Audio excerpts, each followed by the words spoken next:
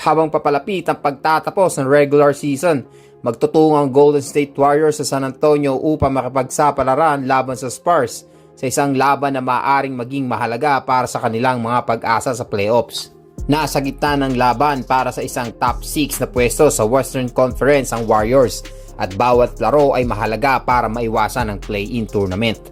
Ang pagbabalik ni Stephen Curry mula sa pelvic contusion ay isang malaking tulong para sa Warriors. Si Curry na kamakailan ay nagdala sa Golden State na isang mahalagang 111-95 na panalo laban sa New Orleans ay maghahanap ng tuloy-tuloy na dominasyon sa opensa at pamumuno sa sahig.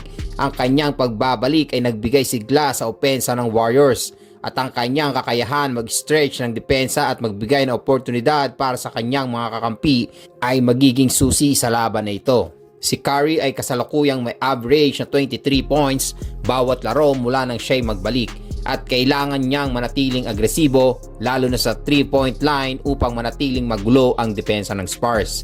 Kasama ni Curry, si Jimmy Butler ay naging isang mahalagang bahagi ng tagumpay ng Golden State kamakailan. Ang lahat ng aspeto ng laro ni Butler, 18 points, 10 rebounds at 4 assists laban sa Pelicans ay nagsilbing lakas para sa Warriors habang nilalabanan ang mga injury.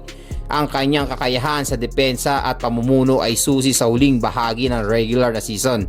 Ang chemistry ni Butler sa mga manlalaro tulad ni Draymond Green at Jonathan Kuminga ay magiging mahalaga upang mapanatili ang balanseng opensa at depensa ng Warriors. Samantala, ang San Antonio Spurs na ngayon ay pinangungunahan ni Chris Paul, Harrison Barnes at Castle ay patuloy na nagiging spoilers kahit nawala na sila ang pagkakataon sa playoffs.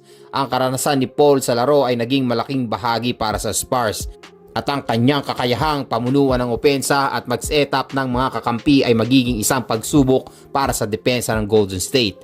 Si Harrison Barnes na ngayon ay nasa Spurs ay naging isang maaasahang scorer at defender at ang kanyang karanasan sa malalaking laro bilang dating miyembro ng Warriors ay magiging mahalaga laban sa kanyang dating kupunan. Si Stephon Castle na isang experienced rookie na nag-a-average ng 14.2 points, 3 rebounds at 3 assists ay magiging isang problema para sa Warriors. Kailangan ng Warriors na mapabuti ang kanilang 3-point shooting, isang aspeto na nahirapan sila kamakailan. Si Draymond Green ay patuloy na isang puwersa sa magkabilang dulo ng court, lalo na sa playmaking at depensa, at kailangan niyang ipagpatuloy ang kanyang malakas na pamumuno.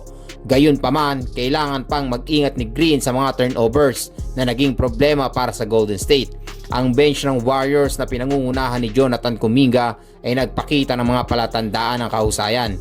Ngunit ang consistency ay patuloy na isang mahalagang salik. Ang scoring at depensa ni Kuminga ay naging mahalaga sa pagpuno ng mga puwang na iniwan ng mga injured player. Bagamat wala sa playoff race ang Spurs, ipinakita nila na kaya nilang magbigay ng hirap sa mga kupunan at hindi magiging madali para sa Golden State ang laban na ito.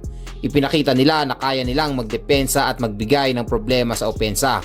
Si Paul, Barnes at Castle ang mga key players na dapat bantayan dahil sila ay maghahanap ng paraan upang guluhin ang rhythm ng Golden State lalo na sa perimeter at sa loob. Kailangan ng Warriors na magsimula ng malakas at huwag payagan ng Spurs na makasabay. Ang depensa ay magiging mahalaga, pati na rin ang mas magandang shooting beyond the arc na naging hindi consistent kamakailan. Kung magagawa ni Curry, Butler at Green na makuha ang kanilang rhythm, malaki ang pagkakataon ng Golden State na makuha ang panalo sa laban na ito. Ang laban na ito ay magiging isang malaking pagsubok para sa Warriors dahil kailangan nilang ipagpatuloy ang kanilang pag-push para sa isang mataas na seed at maiwasan ng play-in tournament habang ang Spurs naman ay patuloy na nagbubuo para sa hinaharap. Isang panalo para sa Golden State ay magiging malaking hakbang para makuha ang magandang pwesto sa playoffs Western Conference.